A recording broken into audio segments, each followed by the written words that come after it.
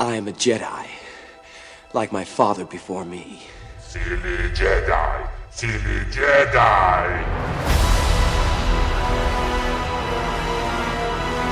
Remember, the Force will be with you, always. You must unlearn what you have learned. Hello, what have we here? Hello there. At last! Where have you been? Nice of you guys to drop by. Ah, good. New acquisitions. I don't know. I have a bad feeling about this. Hello, everybody, and welcome to Star Wars Card Talk, the Jedi Toy Master podcast. I'm Maurice, and if this is your first time tuning in, thank you for tuning in. If you're watching this on YouTube, well, then thank you for watching. And while you're at it, just hit that like button because it really helps out so that more people can discover the show and all that algorithm stuff. And subscribe because, you know, we have a lot more than just these videos. This is just one of the playlists here, Jedi Toy Masters on YouTube. We have, you know, a lot of, it's basically just, what do you do when you're a grown man that loves Star Wars, but you're a kid at heart and you have kids of your own? Well, then Star Wars becomes a big part of your family. And that's kind of what our videos are about. There's toy hunts, toy unboxings, and all kinds of stuff in between, reaction videos, all that stuff. And I'm going to try to do more stuff on our YouTube channel now in this new year. Just, you know, more Star Wars talk like this, more reviews as well, and maybe even like, you know, episode breakdowns as all these slew of shows that come out start to drop on Disney Plus and not, I was going to say in the theaters, but we don't know when we'll ever have another Star Wars movie in theaters, but and you know, things of that, you know, theories and, you know, all kinds of stuff. So if you're listening to us in podcast form, well, then thank you as well. And if you're listening to us on iTunes, I just hope that maybe you can take a minute and write me a nice little review on iTunes. So, because that also helps the podcast get discovered. And for those of you that have been listening for a while, you know, thanks. I mean, you know, this is my therapy. I mean, I'd probably be doing this anyway, except instead of talking out loud into a little microphone on my visor here, I'd probably just be kind of like talking to myself in my head about Star Wars while I drive in the morning or in the afternoon or wherever I'm driving to. So that's usually what I do. Or, you know, or if I think of something cool, you know, in the past, I just remember before blogs and vlogs and, you know, all that kind of stuff was a thing. I mean, I just remember, I remember always going back and forth in email threads with like a few of my close friends, like whenever, you know, like, oh my gosh, I mean, way back when we were going to get another Superman movie. And I'm not talking about Man of Steel. I'm talking about Superman Returns with Brandon Routh. I mean, I remember just going back and forth with my buddies, like via email, like, oh my gosh, did you hear this? And did you hear that? And, you know, that was our like way of kind of, that was our version of doing like a live show or a live stream or a podcast. It was just emailing back and forth on this little long email chain. So it's great that we have all these outlets now to talk about the things that we geek out to. And in a time when we need a little levity, you know, yeah, you can get really deep into gossip and criticism and all that stuff. I mean, I know firsthand. I mean, I'm not above it. You know, you guys, if you've been listening to for a while, you know my thoughts and feelings about the sequel trilogy. And but the one thing that you can't deny is that, and you can't bash, is that this is fun. It's Star Wars. I mean, we're not talking about, you know, we're not talking about, you know, like these, you know, topics that are just, you know, life and death and, you know, policies and politics. I mean, we're talking about something that was created, but it mirrors and it reflects things that go on in our real world. And I think it makes us think, you know, I mean, I think that the thing about the original trilogy that was so special is that it touched on so much stuff. It touched on like adolescence and coming of age and, you know, wanting to do something greater, be part of something greater than yourself, and then also like the fathers and sons and those relationships. So I think that's what Star Wars is all about and more. So today I wanted to jump on here and not talk about the movies, not talk about the shows. I wanted to really throw a little spotlight on, the amazing, fantastic Star Wars fan community, specifically the Star Wars toy community. Obviously, our account, if you see in the bottom of the screen, right there, it's Jedi Toy Masters. That's our Instagram handle. We also are at Star Wars Card Talk, which is basically these episodes on Instagram. But our day-to-day, like my day-to-day interaction with everything Star Wars is through Jedi Toy Masters. So it's become so amazing. One of the things that when I started this account and I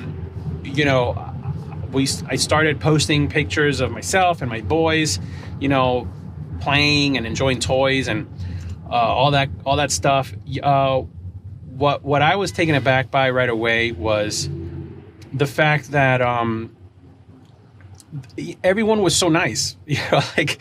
You hear all these horror stories, and you hear all this criticism about the fans and the backlash and fans turning on each other and the hate and this and that. And yeah, it does exist, but it's not the majority. That's the minority. But obviously, the minority of the negative is always made to look like it's the majority when it's not. The toy fans, Star Wars toy community has been nothing but just sweet and generous and kind to me. That's been my experience, and I'm assuming that for the most part that's how it is. And evidence of that is, the more I interact with, different people on Instagram, that obviously, once you grow a following, and once you also start following people that are into the same things you're into, like in this case, like, Star Wars and Star Wars toys, you start to meet through Instagram, virtually, basically, you start to meet people that like the same things you like. And one of the things that has happened that I think is so cool is, the whole thing with toy hunting is love it or hate it, enjoy it for what it is, because it helps you go out there and find the pieces that you want for your collection. Or on the other hand, there are those that basically are out there hunting to basically scalp. They'll go and buy, like, if there's 5 of a specific figure in a specific store and they're on the shelf, they buy all 5 so that they can go turn around and and scalp them. And I'm not going to get into that. I'm not going to get into the right or wrong of that.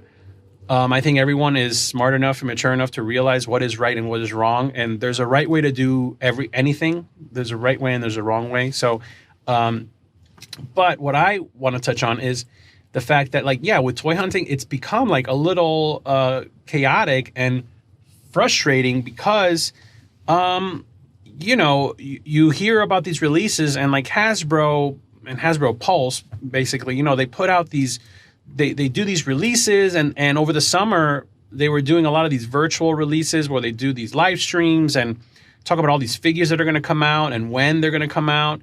And we as fans, we get super excited, but then what? Then, okay, you go to your local Target, your local Walmart, and nothing, and you can't find anything, and then you have to go to multiple Targets and multiple Walmarts, and you're on Google Maps, searching, okay, where is there another Target that I can try to hit one of these up? Or now you're on BrickSeek, or one of these websites where you can check inventory of stores, and you're trying to figure out where you can get the Mandalorian vintage collection figure, and so it becomes this thing where it is fun and it is exciting, and you go online and you go on GameStop or you check different stores. I remember last holiday season, I went to Burlington Coat Factory. I don't know wherever you're listening to this, if there's a Burlington Coat Factory near you. I remember I went to a Burlington Coat Factory just on a whim during the holidays last year, 2019. And I remember seeing, like, they had tons of toys and the whole big toy section, obviously because it's the holidays. And I just remember finding tons of Star Wars toys. And, I'm not talking like the sought after Black Series figure that are hard to find, or vintage collection figures. But, there was the toys from the Solo line there. I saw some of the older, smaller boxed Black Series 3 3/4 figures. Like, I was able to find an Ahsoka of the smaller 3 3/4 figure for they were like, whoa, oh man, it was either $5 or $3, something like that. And I was just blown. I was like, oh my gosh. And I was able to get like the TIE Fighter in the Solo marketing box, for like $10. I mean, it was pretty wild to find that stuff. And then even now, you go to a place like Five Below, or you'll go to like a Marshall's or a TJ Maxx, and you go to their little toy section, and you'll find these random, not sought after Star Wars toys. And that's fine, because at least they're making their way out there in a different place. And, I mean, I bought a bunch just because my boys are not thinking like, oh, well, this is not a vintage collection figure, or this is not a Black Series figure. Like, I don't want that. Like, they just want Star Wars toys. They just want to play with Star Wars toys. Listen, my boys, they play with, they mix and match. They got all their Clone War figures, and they are battling with Luke Skywalker, and they're, doing all that stuff. So they don't discriminate. They mix and match, and that's the beauty of these toys. And on a side note, that's basically what Dave Filoni and Jon Favreau are doing with The Mandalorian and this whole new Star Wars universe that they're building, where they're just basically like dumping all the toys on the carpet and playing with them. But all that to say, what has happened is an amazing thing. I've been certain folks on Instagram have reached out, and like I'll get a message, a DM that basically says like, hey, do you have such and such figure? If not, go on Walmart right now because they're in stock again. And, I'll see the message and I'll be like, oh my gosh, I'll go to walmart.com. And it's happened a few times that I've been able to pick up certain figures that I've been looking for, because people have given me the heads up. Hey, so for those of you watching us on YouTube, watching this as a video, you might notice the camera angle change and the harsh cut right here. Well, I had to do a little cut and continuing the conversation here from this point, and I actually moved the camera around a little bit. Now, of course, there's like harsh sun on my face, but also trying to move this mic. The goal at some point is for me to be able to have the best setup for myself recording this in the car, which is not ideal audio-wise. So if you're listening to us in podcast form and you're like, well, I don't know what the heck you're talking about. You're like, all of a sudden you were talking about your sons and toys, and now you're talking about the camera angle. Sorry about that. Back to the show. So what's really cool is how the Star Wars toy community has really become almost like a lifeline as far as just helping each other out. And I've actually had a few people reach out, and I've actually been, had the blessing of just, there's a couple of figures that I wasn't able to get that I was able to get because of somebody, somebody in the community that said, oh, hey, I have an extra one. I got two, I'll send you one basically at cost. So, which is amazing because, whereas, you have some people that are buying a $20 figure and then literally going around and trying to flip it for $50-$60. Here you have some honest people that just want to help out their fellow Star Wars fan. And I understand, like, sometimes, like, you don't know what's going to happen. You know, you're going to help somebody out, you're going to send them a figure, and then you don't know if they're going to go and turn around and scalp it. At least I'd like to think that for the most part, most of us in the Star Wars toy community, you know, especially if we're on Instagram and stuff, like, you kind of get an idea of who we are, what type of collector we are, what we're into, and that ultimately we're not in it to we're not in it. It's a fine line, because it's like a lot of these toys are for nostalgia reasons, and for just, you love Star Wars so much you want to collect Star Wars. But also, we're not idiots. You know, it's also the fact that, hey, these things do go up in value in some cases. So, like, you know, at some point, if you do need to sell, at least you know that you could at least get your money back in a way. At least that's how I look at it. I look at it almost as kind of like an investment, but more just like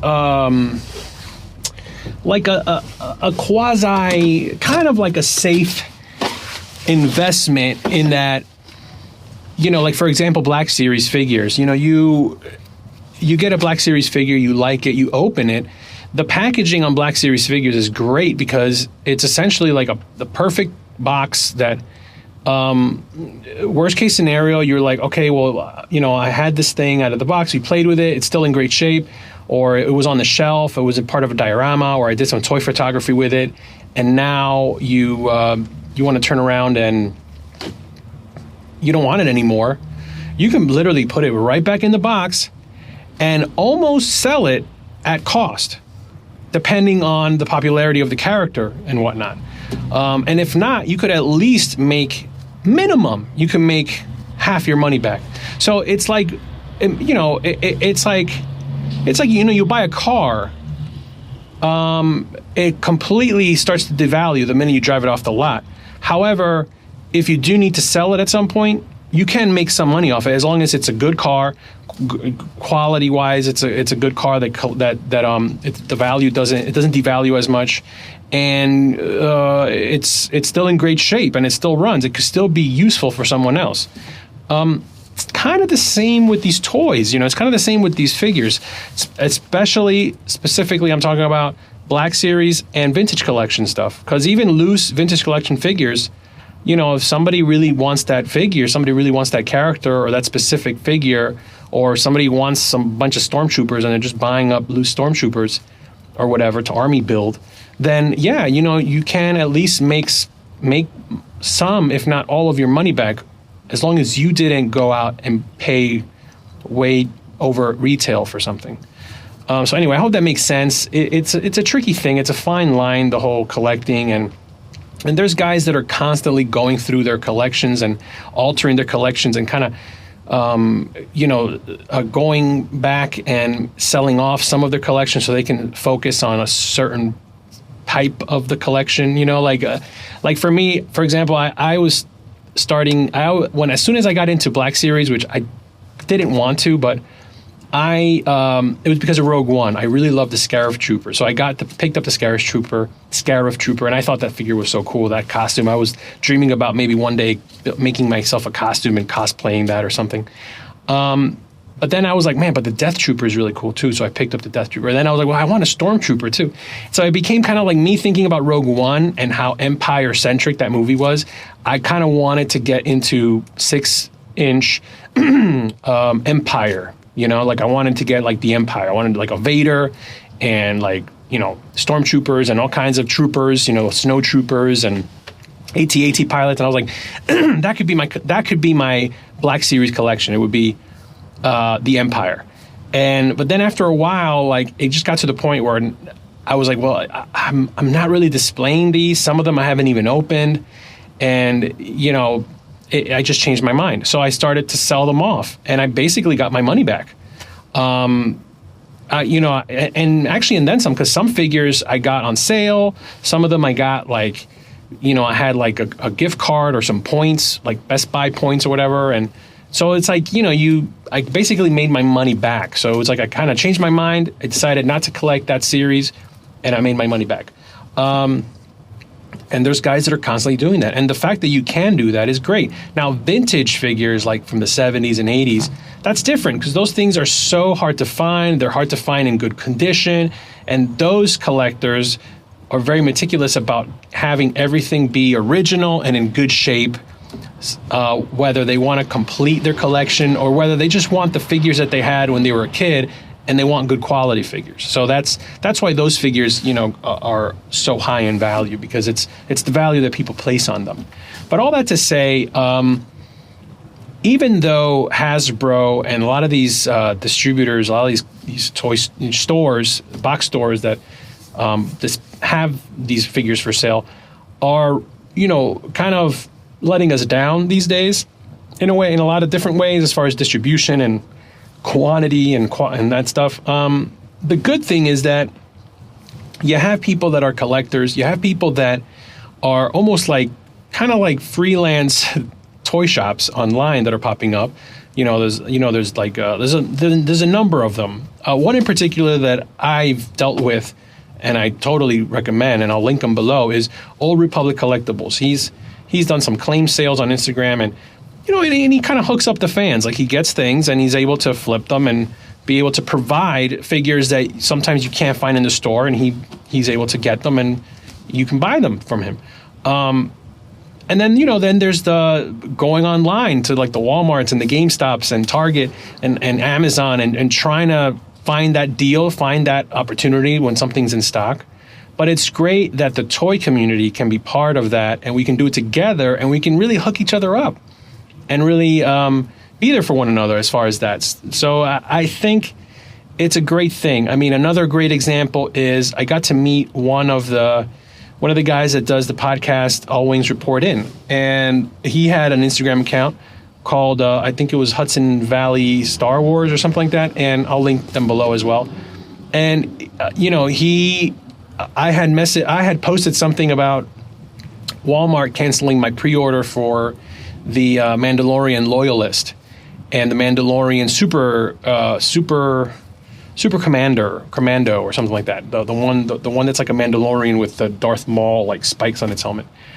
Walmart canceled my pre-order on both those figures, and this guy was able to find an extra one at his local Walmart, and he was local, so we met up, and he basically I paid him what he paid, and we met up and we had a great talk, and you got to meet, and he invited me to go on his podcast at some point. So it's really cool that you get to meet people, and you get to, and it's not like it's an interesting thing. It's new for me because I wasn't heavily into sports, and I love like baseball, I love football, but I'm not like heavily invested in like knowing all the teams and the players and all this stuff.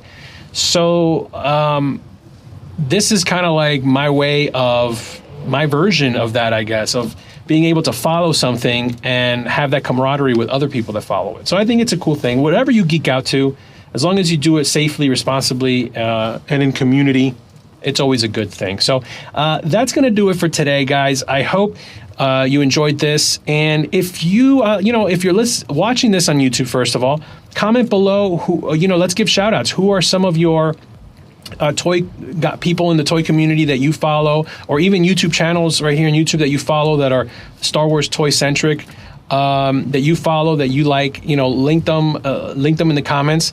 And also send me a DM at Jedi Toy Masters and let me know what are some of the accounts that you want to give a shout out. And let's give each other shout outs. And because I've discovered new accounts because of other people giving them shout outs. So it's a great way to kind of everybody to help discover each other and grow this community and get to know people maybe even locally that you wouldn't know that they were local and that they're into Star Wars, and you can kind of like chat and become buddies. So guys, thanks for listening, thanks for watching. Don't forget to like, subscribe, don't forget to give a good iTunes review if you're listening to us. And it's a good time to be a Star Wars fan. I keep saying that. There's good things and bad things, but it's a good time to be a Star Wars fan. So just remember that The Force will be with you, always.